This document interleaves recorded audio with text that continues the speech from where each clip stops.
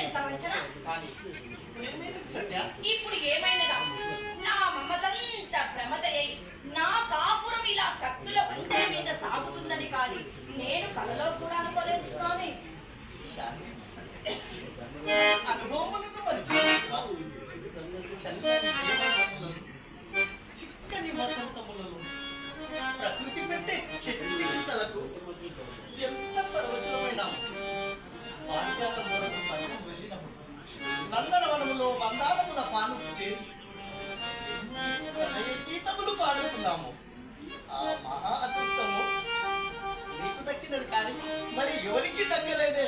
సర్వలోకైక సౌందర్య సామ్రాజ్య లక్ష్మి సత్యభామ నా సహధర్మచారి అనగా నేనెంత గర్వపడి